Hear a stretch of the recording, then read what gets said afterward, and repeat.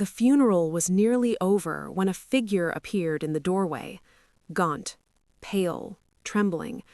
Aaron Sorkin stood there for what felt like an eternity, staring at the coffin as if trying to convince himself this couldn't possibly be real. His frame looked hollowed out, like someone who hadn't slept in days, hadn't eaten, hadn't done anything but exist inside his own grief. Jake Reiner walked toward him, arms outstretched to embrace him, but the moment his hand touched Aaron's shoulder, everything collapsed. Sorkin crumpled in the middle of the aisle, both hands clutching his head, sobbing uncontrollably without making a sound. The choked, broken gasps echoed through the space, making it feel as though the entire world had stopped breathing. No one moved. No one intervened. They just watched as Hollywood's sharpest writer, the man known for his razor-sharp dialogue and unshakable composure, completely shattered. And when he finally stood up, struggling to steady his voice through tears that wouldn't stop falling, he whispered the words that would haunt everyone present. "It feels like I've lost a second father. Rob gave me everything." This wasn't just grief.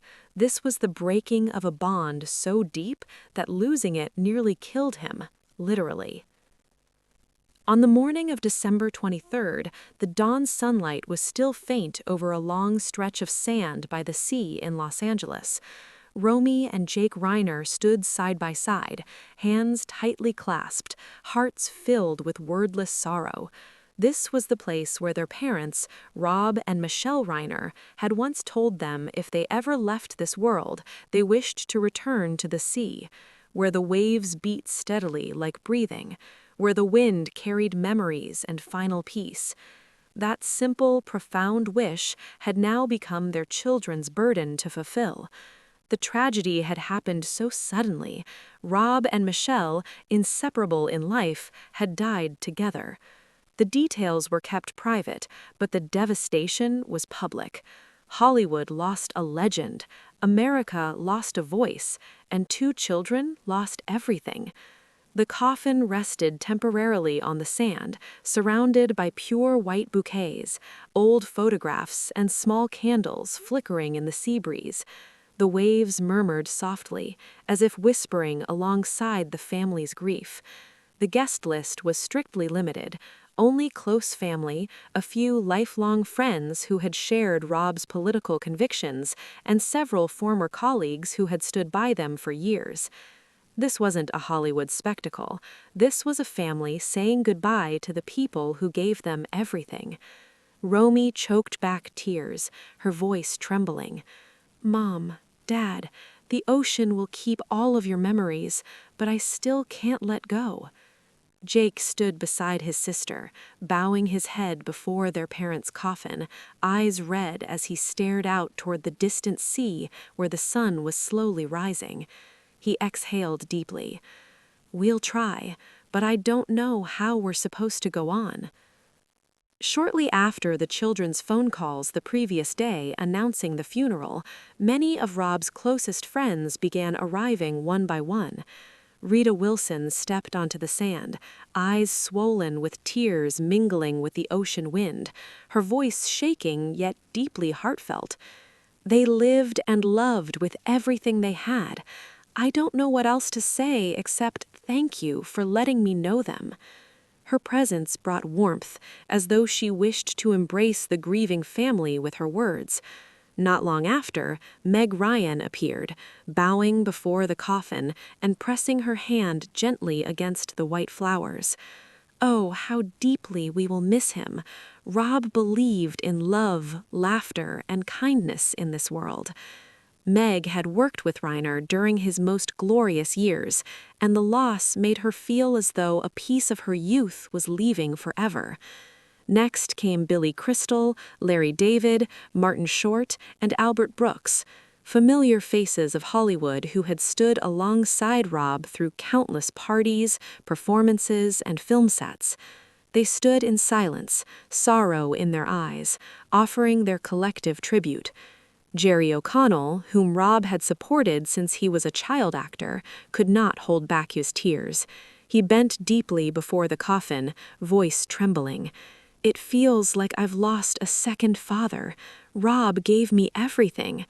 Each word carved the emptiness deeper into Romy and Jake's hearts, yet at the same time stood as proof of their parents' profound influence. Stephen King, whose novel Rob had once adapted into film, stepped forward and bowed. "Rest easy, Rob. You always supported me, and I will be grateful forever." Kathy Bates arrived with reddened eyes, holding a small framed photograph, an image Michelle had taken that she cherished most. She gently placed it beside the coffin and whispered, "Thank you, Michelle. Thank you, Rob. You changed my life." But the most profound moment came when Barack Obama and Michelle Obama arrived. They came in a private car, without an entourage, quietly entering the secluded space. Michelle embraced Romy immediately, saying nothing, letting her tears fall onto the young woman's shoulder. Barack placed a hand on Jake's shoulder and whispered that Rob had been not just a friend, but a companion in dreams of a better America. They sat in the front row, heads bowed, as if trying to preserve one final moment of peace for a friend taken far too suddenly. But nothing, absolutely nothing, could have prepared anyone for what happened next. It was midway through the service when Aaron Sorkin appeared at the doorway. His frame was gaunt, his face pale as though he had not slept in days. He stood there for a long time, staring at the coffin without blinking, as if trying to convince himself that this couldn't possibly be real. Jake walked toward him, intending to embrace him, but the moment his hand touched Aaron's shoulder, Aaron collapsed. He crumpled in the middle of the aisle, both hands clutching his head, sobbing uncontrollably without making a sound.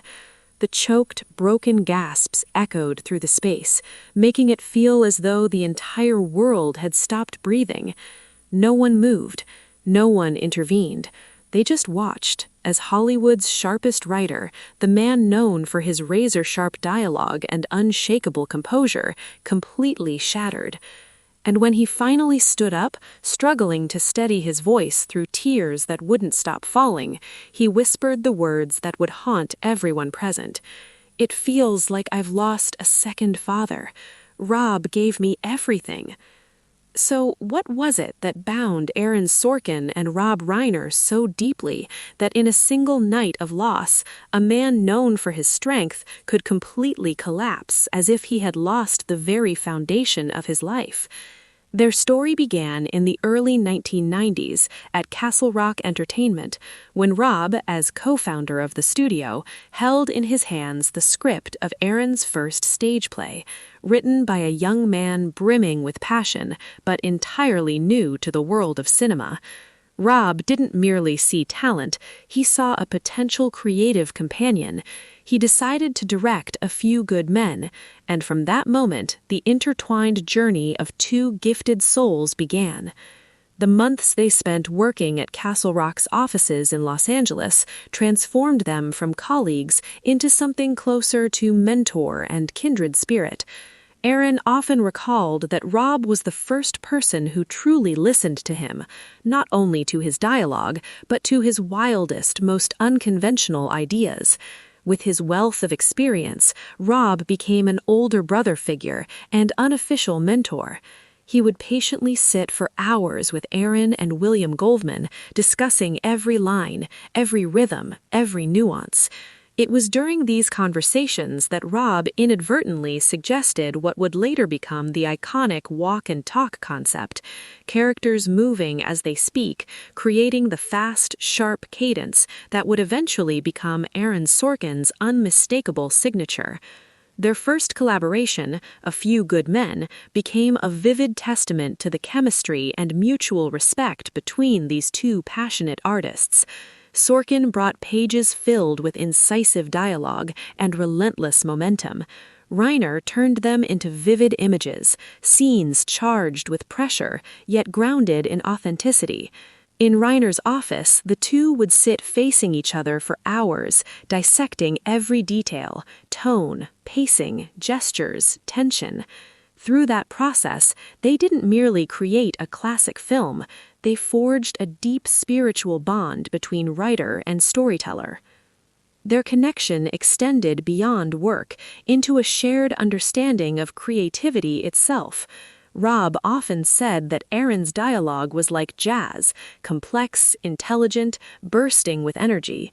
He felt lucky to be the one directing those words because they demanded a visual rhythm precise enough to not diminish their power.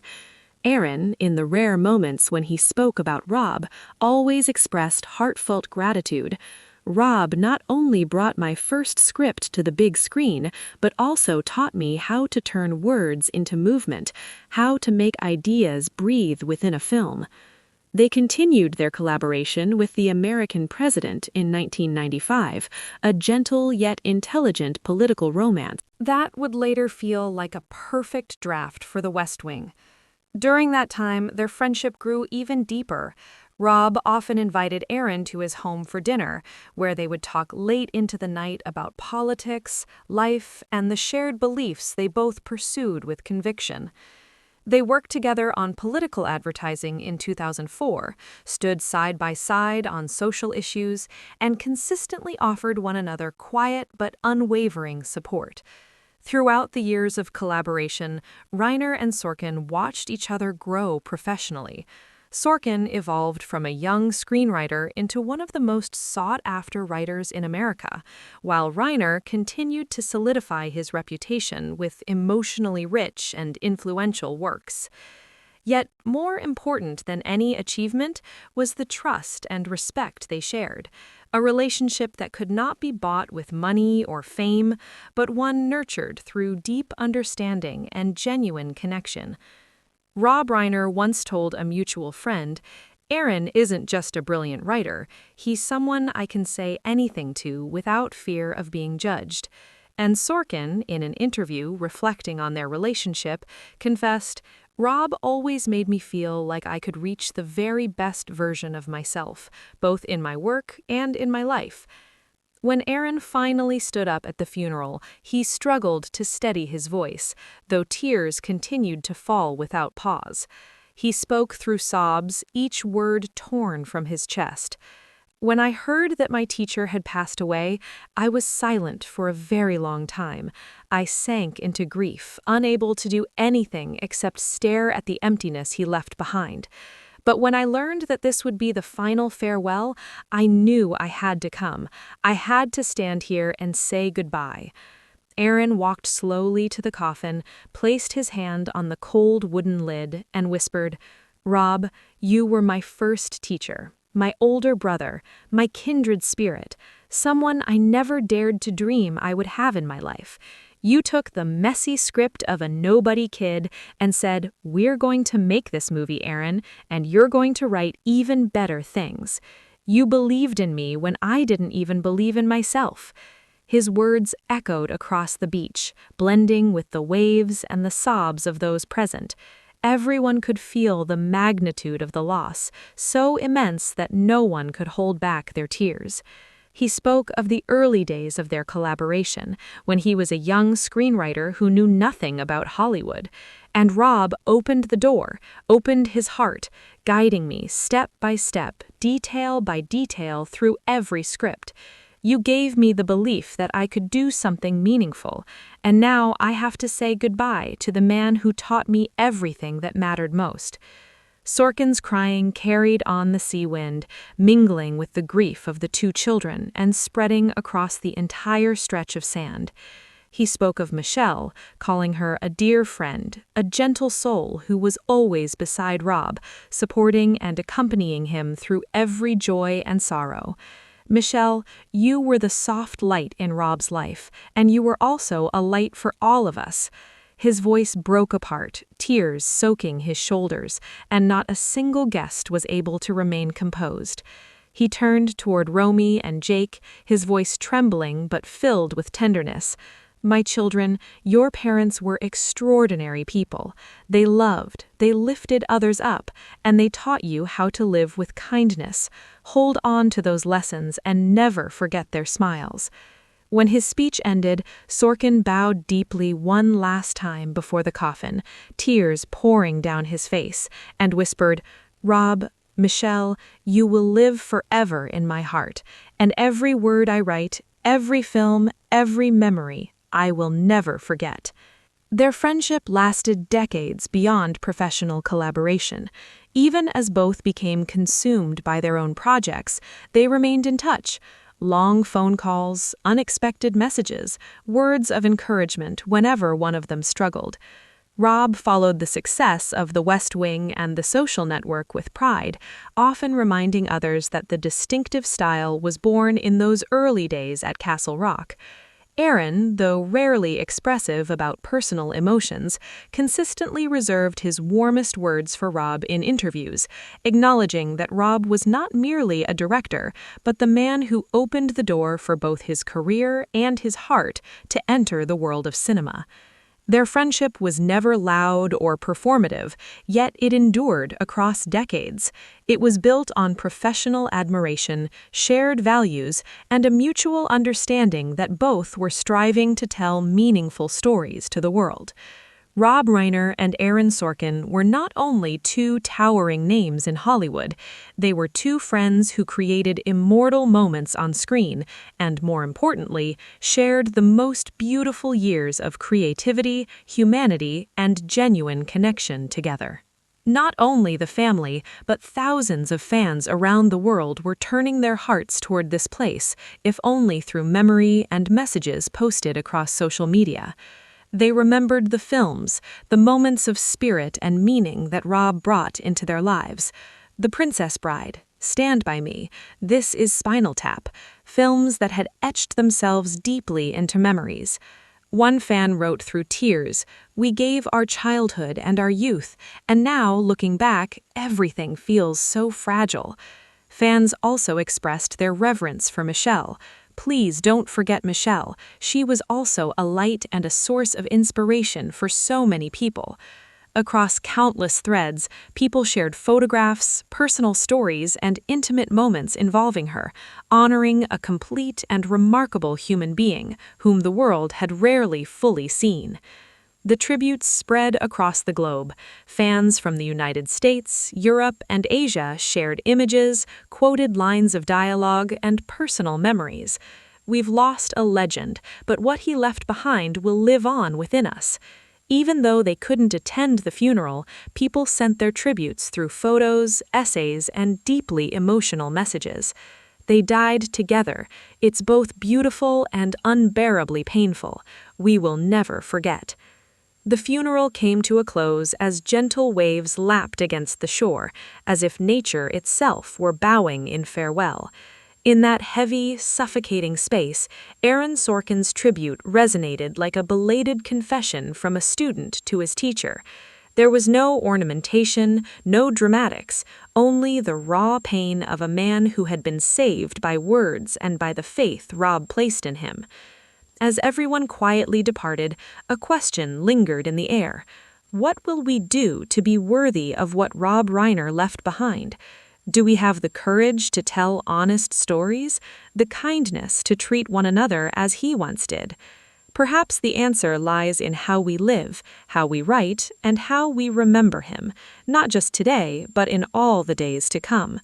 Rob and Michelle gave the world art, love, and lessons that transcend time, and Aaron Sorkin's tears, his collapse, his tribute reminded us all that the greatest gift we can give someone is to believe in them when they don't believe in themselves. That's what Rob did for Aaron, and that bond, that love, that mentorship will live on forever in every word Aaron writes, every story he tells, a legacy written not just in film, but in the hearts of everyone Rob touched.